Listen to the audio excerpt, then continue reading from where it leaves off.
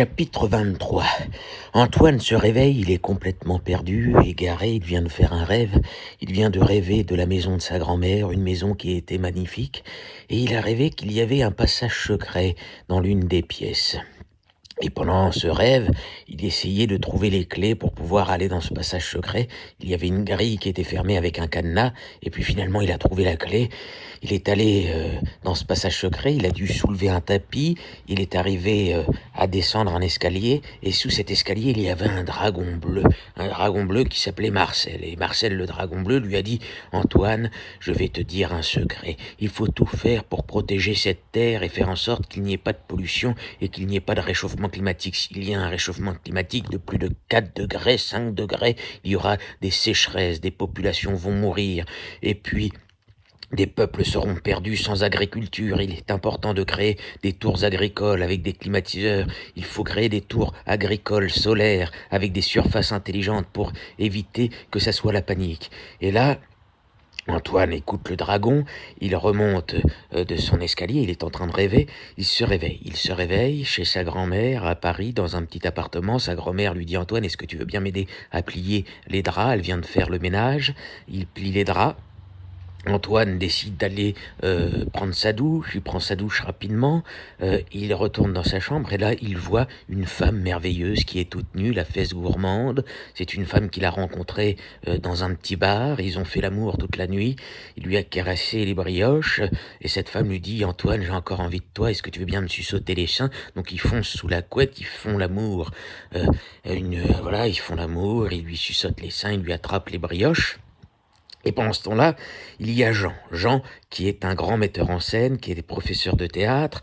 Jean, qui est professeur de théâtre et grand metteur en scène, est en train de paniquer parce que plus personne ne va dans son théâtre. Il est à la recherche d'un scénariste pour créer un nouveau spectacle. Il aurait besoin d'un nouveau spectacle pour faire venir des gens. Donc il a auditionné des humoristes. Il est tombé sur une femme qui lui a fait des blagues qui n'étaient pas drôles, des blagues racistes. Alors il a envie de vomir. Et puis il est allé dans la rue, il est arrivé dans un bistrot. Il a vu son fils, Pierre qui est un gilet jaune, a dit à son papa, tu sais, la petite Amandine, elle avait 18 ans, elle s'est pris un truc dans la gueule, elle a eu la main qui a été explosée à cause d'une grenade, ça va pas du tout, c'est le bordel, il faut réagir.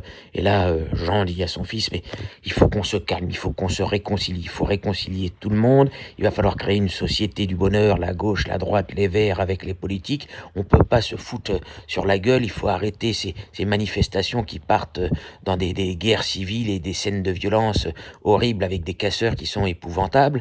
Il faut créer l'apaisement.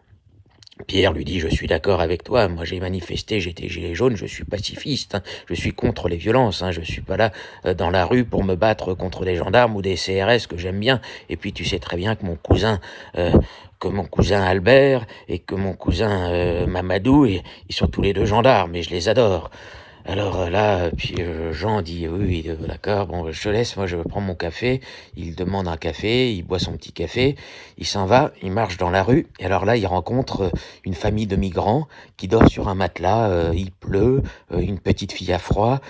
Jean voit cette famille de migrants, il leur dit « Bonjour messieurs », ils parlent pas français, et il leur dit « Bon suivez-moi », il fait un signe de la main, il les amène dans un bistrot, il leur offre un petit déjeuner, un croissant, un chocolat chaud.